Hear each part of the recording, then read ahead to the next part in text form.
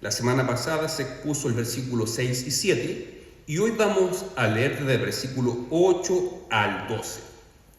Colosenses capítulo 2 del 8 al 12.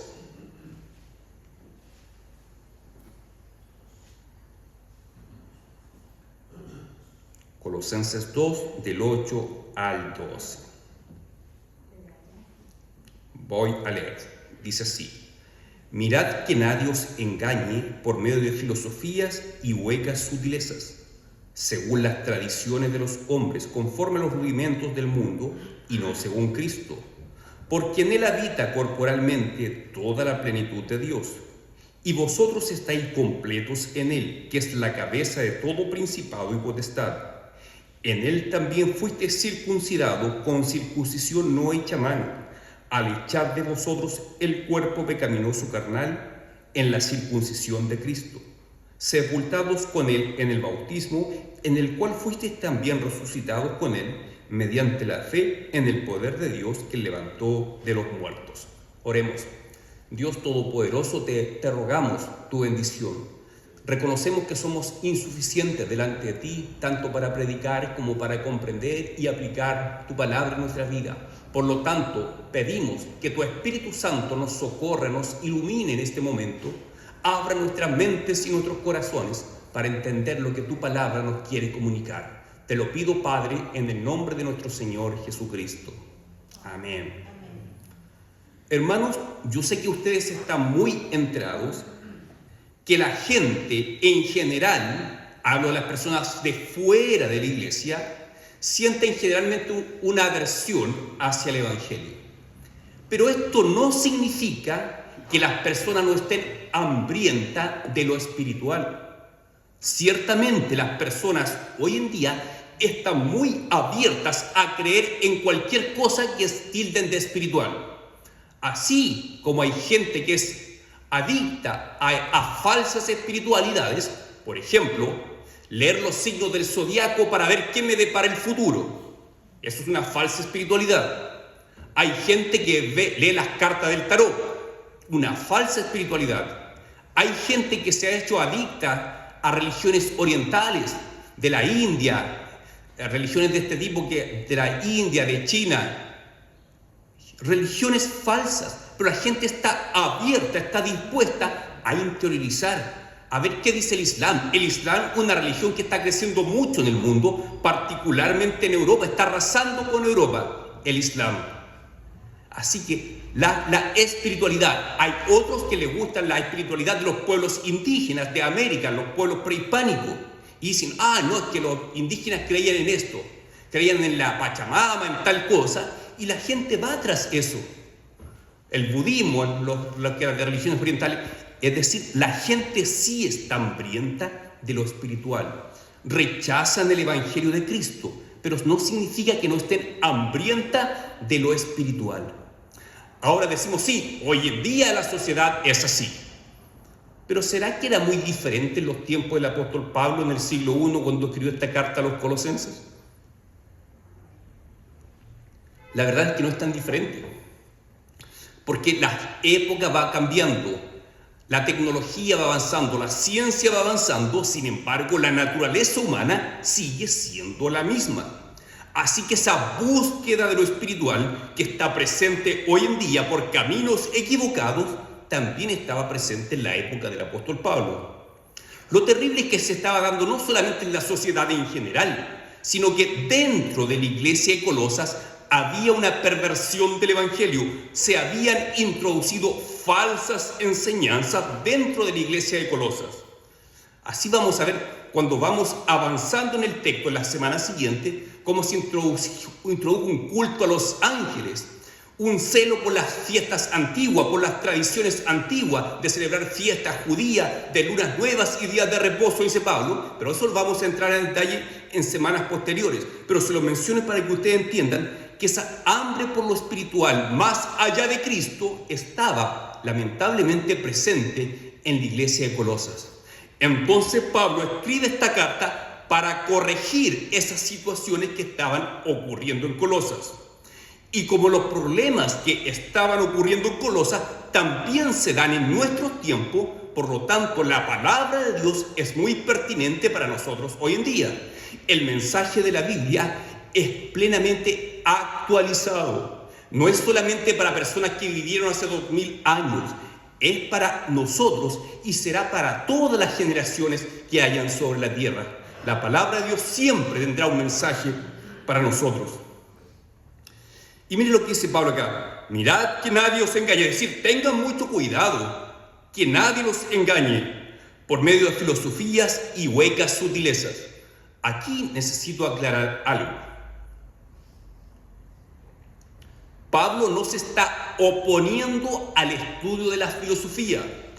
Pablo era un hombre tremendamente intelectual que había estudiado mucho. De hecho, cuando va a predicar a Atenas en el Areópago, cita filósofos griegos. Era un amplio conocedor de la filosofía griega. Era un tipo tremendamente intelectual con un gran acervo de conocimientos en su mente. Así que en ningún caso Pablo se está oponiendo al intelectualismo.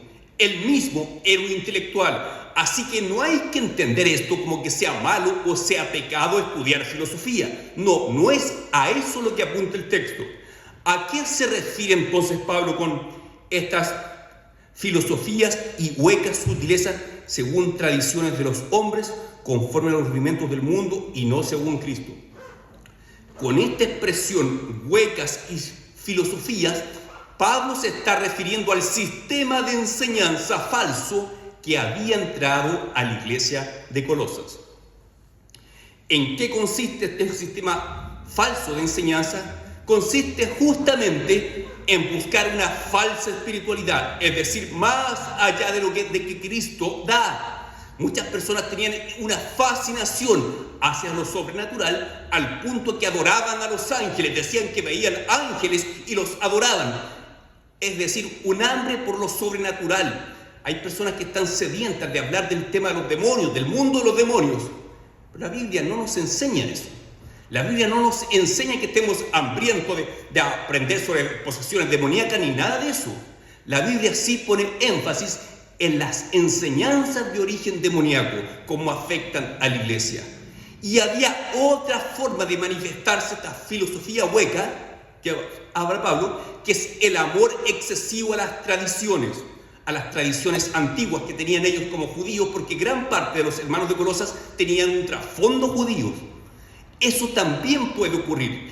Esas dos manifestaciones de esa falsa filosofía también pueden meterse en la iglesia hoy en día. Puede meterse una fascinación hacia lo sobrenatural, al mundo de los demonios. Se puede introducir, sí, se introduce. Y también puede introducirse un amor exagerado hacia las tradiciones, de tal forma que le damos más valor a la tradición que a la palabra de Dios. Ciertamente también ocurre. No es que sea malo en sí tener tradiciones. Nosotros la próxima semana vamos a celebrar fiestas patrias. Es bueno tener tradiciones, pero no confundir la tradición con la palabra de Dios. Todas las iglesias tienen tradiciones. Nosotros tenemos nuestras propias tradiciones. Tenemos muchas tradiciones. Pero lo importante es tener claro que no es lo mismo tradición que palabra de Dios. Por ejemplo, en nuestro templo tenemos esa bandera que mucha gente piensa que representa a la iglesia evangélica, pero no es así. Esa bandera fue creada en 1897, a fines del siglo XIX, en Estados Unidos. Un hombre llamado Charles Overton, en la ciudad de Nueva York, de una iglesia congregacionalista, quiso elaborar una bandera que representase a la escuela dominical de la iglesia congregacionalista de Nueva York. Y como en aquellos tiempos, hasta hace muy poco, había una alianza en Estados Unidos entre la iglesia congregacionalista y la iglesia presbiteriana para efectos misioneros. Había nexos fuertes entre congregacionalistas y presbiterianos. Y como los primeros misioneros que llegaron a Chile, entre ellos David Truer, era congregacionalista, llegaron con esa bandera. Y le hicieron pasar como que la iglesia evangélica tenía esa bandera, pero no. Era la bandera de la escuela dominical de la iglesia congregacionalista de Nueva York. Y como los misioneros que llegaron a Chile venían del siglo de Nueva York, muchos llegaron con esa bandera. Es una tradición humana. Bueno, la gran mayoría de las iglesias, de la iglesia presbiteriana ya no la usan. De hecho, de las aproximadamente 50 iglesias, entre iglesias y congregaciones que hay, quedan solamente 4. Yo conté que usan esta bandera, que es la segunda de Santiago, San Fernando, Curicó y Linares. Además, todas ya eliminaron esa tradición. No hay problemas en mantener o eliminar una tradición. El problema es tener claro lo que es una tradición y lo que es palabra de Dios. Los hermanos de Colosa le estaban dando más valor a la tradición que a la palabra de Dios. Ahí está el problema, cuando le damos más valor a la tradición que a las escrituras mismas. Eso es esta falsa filosofía y de huecas sutilezas que se introduce sutilmente en las iglesias. Se manifiesta en Colosas de estas dos formas: un amor excesivo, un hambre hacia lo sobrenatural, y un amor excesivo hacia la tradición. Estos dos cánceres habían entrado en la iglesia de Colosas. Por lo tanto, tenemos que estar atentos para que estos cánceres no nos afecten a nosotros. Por eso dice Pablo: mirad, estar atentos que nadie os engañe por medio de estas filosofías falsas y huecas sutilezas. Dice que son rudimentos del mundo y no según Cristo. ¿Qué es lo según Cristo? Lo que procede de la palabra de Dios, eso es según Cristo. Dice el versículo siguiente: porque en él habita corporalmente toda la plenitud de la deidad. Aquí hay que hacer una clara conexión entre cómo finaliza el versículo 8 y cómo parte el 9. Dice, según Cristo, porque en él, es decir, en Cristo, habita corporalmente toda la plenitud de la deidad. Esto es un claro indicativo de la deidad o divinidad del Señor Jesucristo. El Señor Jesús es plenamente Dios. Así como es plenamente hombre, también es plenamente Dios. Y es el único camino hacia la verdadera espiritualidad. Lamentablemente, muchos hermanos en Colosas estaban desviando el camino, siguiendo estas filosofías falsas, huecas, sutilezas. Algunos estaban entregados a la adoración de ángeles, que evidentemente eran demonios, no eran ángeles, porque las falsas enseñanzas entran sutilmente a la iglesia. Siempre la falsa enseñanza toma una parte de la verdad. Por ejemplo, alguien podría decir, pero la Biblia habla de ángeles. Sí, por supuesto que habla de ángeles, pero habla de los ángeles como sirvientes de Dios, nunca como objetos de culto. Pero la gente acá lo estaba rendiendo culto a los ángeles. Por lo tanto, si alguien en la iglesia decía, veo un ángel y lo adoro, ese ángel en realidad era un demonio disfrazado de ángel. Lo mismo las personas que persistían, no, que siempre lo hemos hecho de esta forma, hay que celebrar estas fiestas todos los años, también estaban amando más la palabra de Dios, la tradición que la palabra de Dios.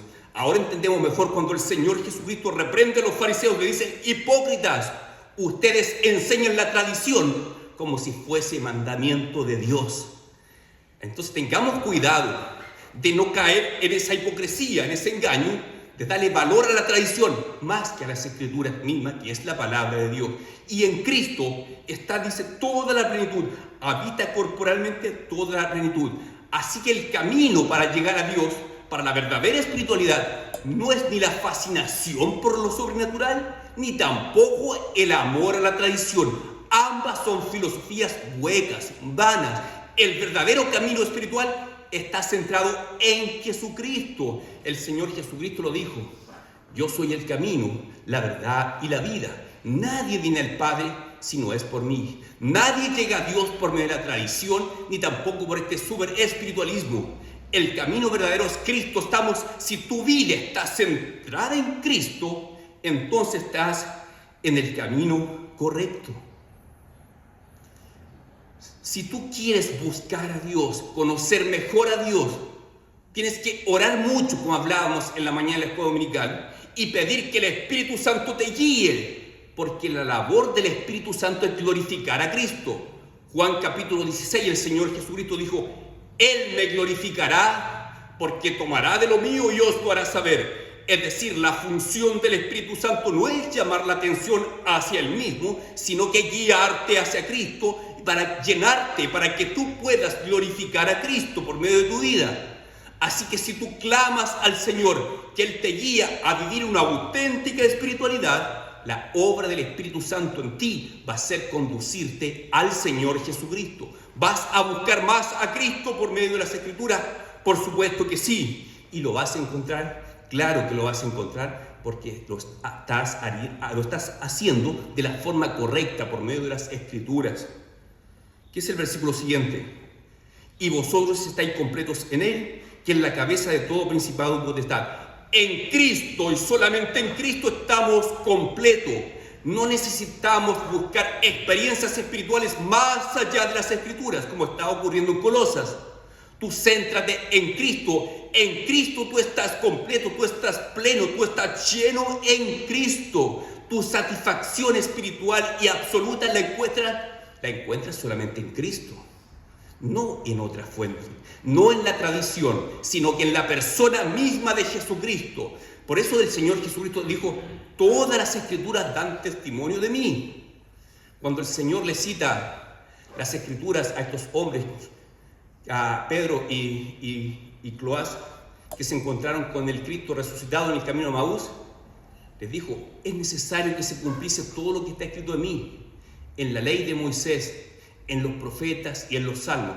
En el fondo está diciendo, todas las Escrituras dan testimonio de mí. Por algo el Señor Jesucristo dijo, escudriñad las Escrituras, porque en ellas vosotros hallaréis la vida eterna. Por medio de las Escrituras conocemos a Jesucristo. Bueno, Martín Lutero decía que en cada versículo de la Biblia hablaba de Cristo. No vamos a ir a ese extremo, pero sí podemos afirmar que por lo menos en cada capítulo de la Biblia encontramos el Evangelio de Jesucristo. Cuando tú lees el Antiguo Testamento, ahí encuentras a Cristo. Alguien puede decir, pero ¿cómo? Leyendo la ley de Moisés, las leyes sanitarias, las leyes que tienen que ver con la purificación, ¿ahí está Cristo? Sí, ahí está Cristo, porque todas esas leyes apuntaban a la persona de Jesucristo. Todas esas leyes apuntaban a la santidad del pueblo, santidad que solamente se encuentra en Cristo. El único que cumplió la ley de Moisés fue Jesucristo. Así que todas esas leyes apuntaban a la persona de Cristo, por lo tanto alcanzan su cumplimiento pleno en la persona de Jesucristo. Recuerda que uno de los objetivos de Pablo en esta carta es recordarle a la iglesia la doctrina de la suficiencia de Cristo. Cristo es suficiente, todo lo que necesitamos es a Jesucristo. Así que pregúntate, ¿qué es lo que tiene prioridad en tu corazón? ¿Tu espiritualidad, hermano, en qué consiste? ¿Consiste en guardar tradiciones? ¿Tu espiritualidad consiste en buscar experiencias fuera de Cristo? ¿O tu espiritualidad consiste en centrar tu vida en Jesucristo? Si tu vida está centrada solamente en Cristo y tú quieres glorificar a Cristo, estás en el camino correcto. Si tú piensas que eres una persona llena del Espíritu, tu vida va a glorificar a Cristo. Si tú piensas que eres lleno del Espíritu, pero tú no buscas glorificar a Cristo, entonces no eres lleno del Espíritu. Porque recuerda, el Espíritu Santo glorifica y exalta al Señor Jesucristo. Continuamente el Espíritu Santo está trayendo a nuestras mentes el Evangelio, la obra de Cristo, lo que hizo Cristo en la cruz cuando cargó con nuestros pecados, que cargó y resucitó, venció el pecado. Eso lo hizo Cristo. Así que mientras más lleno eres del Espíritu Santo, hermano, tú más piensas y meditas en la persona de Jesucristo. Dice, vosotros estáis completos en Él, que es la cabeza de todo principado y potestad. ¿Por qué dice la cabeza de todo principado y potestad? Porque habían hermanos en la iglesia de Colosa que andaban en búsqueda de espiritualidades falsas, engañados por demonios.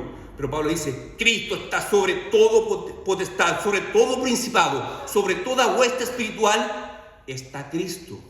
Hermanos, Satanás y los demonios no pueden hacer absolutamente nada sin la autorización de parte de Dios. Recuerda la historia de Job, como Satanás le pidió permiso para hacerle daño a Job. Y Dios le dijo, puedes hacerle esto, pero no toques su vida. Es decir, el enemigo nunca tendrá más autoridad ni poder que Dios. Por lo tanto, es ridículo adorar a criaturas antes que el Creador. Y es lo que lamentablemente estaba pasando dentro de la iglesia de Colosas. Que no nos pase a nosotros, hermanos, de adorar a criaturas antes que el Creador. Ese pecado tiene un nombre, es idolatría. Tu vida tiene que estar centrada en Cristo. El otro día comenzaba con una persona que vino a hacer un presupuesto acá en la iglesia. Yo le hablé de Cristo, lo invité a la iglesia y me dice, no, yo estoy decepcionado de las religiones, estoy decepcionado de los hombres que hablan de Dios porque fallan mucho. Y sí es verdad, los hombres fallamos mucho, pero nuestra vida tiene que estar centrada en Cristo. Tú tienes que estar afiatado a la raíz que es Cristo. Cristo es tu sustento. Tu casa tiene que ser construida sobre la roca que es Jesucristo. Si tu roca es un hombre, tu casa se te va a caer en cualquier momento. Pero si tu casa está construida sobre Cristo, vendrán ríos y fuertes vientos, pero la casa no se va a caer. Tu fe en Cristo permanecerá intacta, aunque los hombres fallen, porque los hombres siempre vamos a fallar. El único hombre perfecto que no falla es Jesucristo, que es Dios y hombre a la vez. Avanzamos. Versículo 11 dice: en él también fuiste circuncidados con circuncisión no hecha a mano. En él, es decir, por medio de él, dicho de otra forma, ustedes fueron, le dice Pablo a los hermanos de Colosas, ustedes fueron circuncidados por Cristo. Aquí no está hablando de la circuncisión que practicaban los antiguos judíos, cuando circuncidaban a todo varón a los 8 días. No, acá Pablo está hablando de una obra interna espiritual, algo que ocurre en nuestro corazón, en lo profundo de nuestro ser. Dice, una circuncisión que no fue hecha a mano, al echar de vosotros el cuerpo pecaminoso carnal en la circuncisión de Cristo. Es decir, está comparando Pablo la circuncisión, que es un corte en la piel, comparándola con la obra espiritual de Cristo que produce ese corte con nuestro viejo hombre. Así como fuimos circuncidados espiritualmente, ahora tenemos vida nueva en Cristo. Es decir, nuestro viejo hombre fue puesto de lado. Esto no significa que el viejo hombre fue extinguido. Significa que el viejo hombre perdió toda autoridad sobre nuestras vidas. Te lo explico de la siguiente forma. Hay un ejército que tiene un general a cargo del ejército. Y los soldados obedecen todas las órdenes de su general. El general le dice vayan a la izquierda, los soldados van a la izquierda. Le dice vayan a la derecha, los soldados van a la derecha. Pero de repente el alto mando da de baja a ese general. Lo dejan fuera del ejército. Le quitaron la autoridad. Pero los soldados de ese general tardan en enterarse de la noticia. No se han enterado todavía que ese general fue destituido. Por lo tanto, le siguen obedeciendo. Bueno, eso es lo mismo lo que hacemos nosotros cuando seguimos obedeciendo y sometiéndonos al viejo hombre. Es como si ¿acaso no sabéis, dice Pablo? ¿Acaso ustedes no saben que ese viejo hombre ya no tiene autoridad sobre la vida de ustedes? Fue cortado de ustedes fueron circuncidados en Cristo. El viejo hombre permanece en nosotros, pero ya no tiene autoridad sobre nosotros. Él lucha por dominar nuestra vida. Ese general que fue destituido va a seguir dándole orden a los soldados, pero los soldados no tienen por qué obedecerle, porque no tienen ninguna autoridad. Ahora, si un soldado no se ha enterado que ese general fue destituido, probablemente le va a seguir obedeciendo. Hermanos, el viejo hombre fue destituido de su poder, de su autoridad sobre nosotros. El viejo hombre siempre va a estar ahí, luchando para que le obedezcamos, para que sigamos al pecado. Pero nosotros no tenemos por qué hacerle caso, porque hay otro más fuerte que tiene la autoridad en nosotros. El Señor Jesucristo, por medio del Espíritu Santo, ahora mora en nuestras vidas. Por lo tanto, nosotros tenemos que someternos a la dirección del Espíritu Santo en nuestras vidas y decirle no al viejo hombre. Eso es lo que está diciendo acá Pablo. Ustedes fueron circuncidados espiritualmente. Es decir, el viejo hombre fue cortado de ustedes, ya no tiene autoridad. Esa autoridad les fue cortada. Ustedes ahora tienen que someterse a un nuevo general, que es el Espíritu Santo que mora en ustedes. Y es una obra que realizó el Señor Jesucristo. Dice, en él también fuiste circuncidados con circuncisión no hecha a mano, al echar de vosotros el cuerpo pecaminoso carnal en la circuncisión de Cristo. Y luego Pablo compara esa obra espiritual con el bautismo. Dice, sepultados con él en el bautismo. Es decir, el bautismo representa una nueva vida en Cristo, en el cual fuiste también resucitados con él mediante la fe en el poder de Dios que lo levantó de los muertos. Hace una comparación Pablo espiritualmente de la circuncisión con el bautismo. Por eso hace unas semanas, cuando estudiamos en la Escuela Dominical del Bautismo, dijimos que para comprender lo que es el bautismo es fundamental comprender lo que es la circuncisión, porque hay una correspondencia entre este sacramento del Antiguo Testamento, que era la circuncisión, y este sacramento del Nuevo Testamento, que es el bautismo. Se da la correlación. Y ahí nosotros dimos dos argumentos de por qué las iglesias reformadas bautizan niños, porque está la correlación con la antigua circuncisión. Pero espiritualmente hablando, el significado del bautismo es que pasamos a ser parte de un nuevo pueblo, del pueblo de Dios. Y nosotros, como pueblo de Dios, tenemos una nueva vida en Cristo. Esa autoridad que tenía el viejo hombre ya fue circuncidado, se hizo un corte con esa vieja vida. Ahora nosotros tenemos nueva vida en Cristo, y esa nueva vida en Cristo tenemos que vivirla de dos formas. Una forma, la vimos en el texto de la semana pasada, el versículo 6 dice: por tanto, de la manera que habéis recibido al Señor Jesucristo, andad en Él. Pregunta: ¿de qué forma recibimos nosotros al Señor Jesucristo? Hermano, ¿de qué forma tú recibiste a Cristo? Te voy a dar la respuesta. Recibimos a Cristo por medio de la fe. Por medio de la fe recibimos a Cristo. Y de la forma que habéis recibido a Cristo, andad en Él. ¿De qué forma tenemos que andar entonces? Tenemos que andar por medio de la fe en Cristo. Es decir, nuestra vida entera depende de nuestra fe en Cristo. Ahora nos hace más sentido el texto de Habacuc cuando dice: mas el justo por la fe vivirá. Texto que he citado 3 veces después en el Nuevo Testamento, en Gálatas, en Romanos y en Hebreo. Y el famoso texto de Martín Lutero: el justo por la fe vivirá. ¿Por la fe en qué, hermano? Por fe en Cristo. ¿Por fe en qué? ¿Por fe en la tradición? ¿Por fe en una espiritualidad falsa buscando experiencias con demonios? No.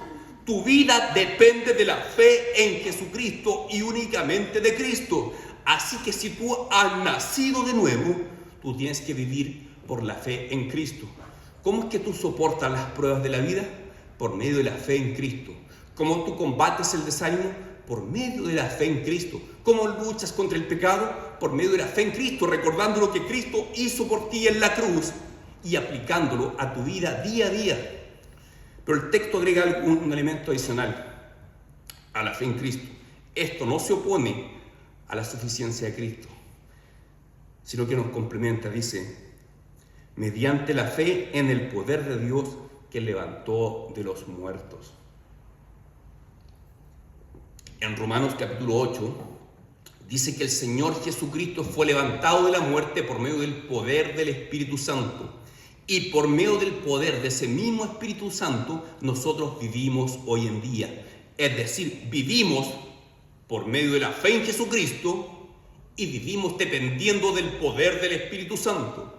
Ahora, si tú tienes claro lo que es vivir de acuerdo a la fe en Cristo, es decir, tú crees firmemente quién es Jesucristo, es el Hijo de Dios, la segunda persona de la Trinidad que se encarnó, que murió por nuestros pecados y resucitó, que hoy está a la diestra del Padre reinando eternamente. Si tú crees en ese Cristo, está en lo correcto, permanece en la fe.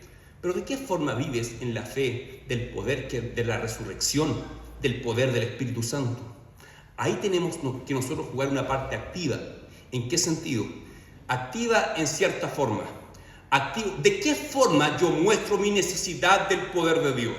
¿De qué forma yo manifiesto necesidad del poder del Espíritu Santo? Bueno, la respuesta la da Pablo en 2 Corintios, cuando dice: cuando soy débil, entonces soy fuerte. Por lo tanto, de buena gana me gloriaré en mis debilidades, para que repose sobre mí el poder de Cristo. Hermano, mientras más conciencia tomas de cuán débil eres, de cuán débil somos ante la tentación, de cuán poco productivos somos para el reino de Dios, ahí tomamos conciencia que somos débiles, que somos poca cosa, que muchas veces nos creemos mucho más de lo que realmente somos, hermano. Cuando tomas conciencia de tu debilidad, aprendes a depender del poder de Dios. Y si tú te haces consciente de tu debilidad, vas a dedicar más tiempo invirtiendo los medios de gracia que se habló en la mañana. más tiempo en la oración, más tiempo en la palabra de Dios. No vas a tratar de poner excusas para no congregarte, para no participar de los sacramentos, porque todo eso te alimenta espiritualmente. Así que, hermano, permanece firme en la fe en Cristo y aprende a depender del poder de Dios. Alguien puede pensar, sí, se necesita el poder de Dios para predicar el Evangelio, para predicar en la iglesia. Sí, se necesita. Pero ¿será que para ir a trabajar no necesita del poder de Dios? ¿Para ir a estudiar en la universidad no necesita del poder de Dios? Por supuesto que sí, necesitamos del poder de Dios para todo lo que hacemos, para absolutamente todo. Dios tiene sus métodos y Él sabrá cómo manifestar su poder en nuestra realidad. Necesitamos del poder de Dios para aprender a ser buenos esposos, buenas esposas, buenos hijos, buenos estudiantes, buenos trabajadores, buen líder de familia. Necesitamos del poder de Dios. Si yo me creo que soy el mejor esposo y me jacto de eso revela que yo no necesito del poder de Dios. ¿Para qué? Si yo soy autosuficiente. ¿Para qué voy a necesitar orar antes de ir al trabajo si yo soy el mejor trabajador, el más capacitado? Me gano los reconocimientos todos los años. ¿Para qué voy a orar para ir a trabajar? ¿Para qué voy a necesitar del poder de Dios para hacer bien mi trabajo? Si yo tengo más estudio que todos en mi empresa. Bueno, eso muestra orgullo. La persona que piensa así está muy lejos de depender del poder de Dios. Mas cuando tú reconoces que todo lo bueno que hay en tu vida lo has recibido por la gracia de Dios, entonces vas a reconocer tu debilidad propia y vas a buscar más del poder de Dios. Vas a invertir más tiempo clamando a Dios para que derrame su poder sobre tu vida. Porque necesitamos de la plenitud de Cristo, la plenitud del Espíritu, para vivir correctamente en el día a día. Para ser las hermanas que tienen esposos inconversos necesitan del poder de Dios para poder llegar con sabiduría a sus esposos. Por sus capacidades no podrán. Los hermanos que están enfrentando luchas en la vida, enfermedades fuertes, necesitan de la gracia de Dios, necesitan del poder de Dios. En algunas ocasiones Dios te va a sanar. Muchas veces no va a ser la voluntad de Dios sanarte y van a necesitar de la gracia de Dios para sobrellevar la enfermedad. Sea cual sea la situación, necesitamos del poder de Dios. Por eso cierra esta porción del texto Pablo diciendo, mediante la fe en el poder de Dios que le levantó de los muertos. Ese mismo poder mora en nosotros y está a nuestra disposición a medida que reconocemos nuestra bajeza, nuestra insuficiencia y clamamos a Dios por ese poder. Así que, hermanos, la esencia de este texto es, Pablo advierte a la iglesia, cuidado, no se dejen engañar por este sistema de enseñanza a la cual él llama filosofías y huecas sutilezas, que se manifiesta de dos formas, una por un amor excesivo a la tradición y otra por una búsqueda de aspectos espirituales más allá de la palabra de Dios. Así que si alguno se identifica con alguno de esos dos aspectos de esta falsa filosofía, pídale perdón al Señor y busque más al Señor. Afirme su fe en Jesucristo y busque más el poder de Dios para que Dios nos ayude, nos dé claridad, para que nuestras vidas realmente se centren en el objetivo principal, que es Jesucristo, para que nuestras vidas puedan exaltar siempre al Señor Jesucristo. Así que, hermanos, les invito a examinar su corazón. Examina tu corazón y va a las plantas del Señor cuando vuelvas a tu casa o antes de dormir. Inclínate ante el Señor y dile, Señor, yo realmente estoy fallando en esto. Perdóname y ayúdame. Que tu Espíritu Santo me ayude para tener más claridad, para vivir una vida para tu gloria, Señor mi Dios. Así que les invito a practicar eso cuando lleguen a sus casas, hermanos. Ahora vamos a orar. Inclinen su cabeza, vamos a orar. Señor Dios Todopoderoso, te damos gracias porque tu palabra es eterna. Habla en todas las épocas y a todo tipo de personas. Independiente de cuál es el nivel espiritual de cada hermano que está acá presente, yo sé que tu palabra es para cada uno de nosotros. Y te ruego que tu Espíritu Santo obre en nuestros corazones para que se produzcan transformaciones en nuestra vida, para que seamos cristianos que realmente glorifican tu nombre, no solamente de palabras, sino que también de pensamientos y de acciones, no solamente nuestras acciones dentro de la iglesia, sino que más allá, fuera de la iglesia, en nuestra vida, en la vida que vivimos durante todos los días, podamos reflejar tu carácter, Señor Jesucristo. Bendice enormemente esta iglesia, bendice a cada hermano acá congregado, que tu bendición, que el poder de tu Espíritu Santo sea con cada uno de ellos. Te lo pido, Padre, en el nombre de tu Hijo Jesucristo. Amén.